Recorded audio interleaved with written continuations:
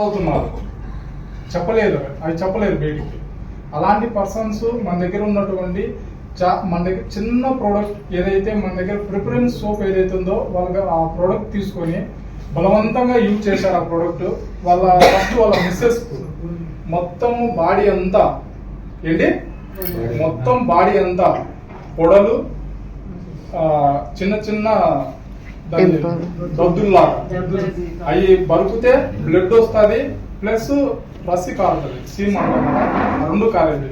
Body అంతా మొత్తం ఎక్కడ కానీ ఇది చేసుకున్నాయి. అంటే కూతురికి, అమ్మకు, వాళ్ళమ్మకు, ముగ్గురికి ప్లస్ వాళ్ళ చెల్లెలకి, మొత్తానికి నలుగురికి సేమ్ ప్రాబ్లము. వాళ్ళు బయటకు వస్తే గన బాడీ అంతా ఎక్కడ కానీ చూపించేవాళ్ళు కాదు, ఓన్లీ ఫేస్ ఒక్కటి మాత్రం ఇట్లా గుడ్డ కప్పుకొని వచ్చేవాళ్ళు. అలాంటి వాళ్ళు మన దగ్గర ఉన్నటువంటి ఫస్ట్ వాళ్ళ కూతురు ఎవరైతే ఉందో ఆ సోప్ యూజ్ చేశారు. జస్ట్ 2-3 రోజులు వాడేసరికి ఎవరైతే ఫస్ట్ ఒక అమ్మ వాడిందో మొత్తం ఇప్పుడు మన బాడీ ఎలా ఉందో, మన చర్మం ఎలా ఉందో నీట్గా ఎక్కడే కానీ దద్దులు కానీ, పొడలు కానీ, చీము కానీ, బ్లడ్ కానీ ఎక్కడే కానీ లేకోకుండా నార్మల్ స్కిన్ లాగా అయిపోయింది. ప్లస్ అది బాగుంది కదా అనేది వాళ్ళ అమ్మకి ఇచ్చింది. వాళ్ళ అమ్మకి కూడా సేమ్ రిజల్ట్. వాళ్ళ అమ్మకి ఇచ్చింది కదా వాళ్ళ జేకి ఇచ్చింది. వాళ్ళ జే కూడా మొత్తం ఇంతలా ఉండేటువంటి ఫేస్ ఎక్కడ కానీ కనపరాకుండా.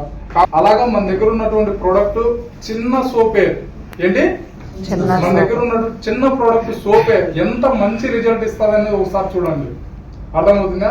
ప్రోడక్ట్ ను ఎవరే కానీ తక్కువ అంచనా చేసుకుని ఇది సోపే కదా అది ఇది అనుకోకుండా ప్రతి ఒక్కరికి షేర్ చేసే విధంగా ట్రై చేయండి, ఓకేనా?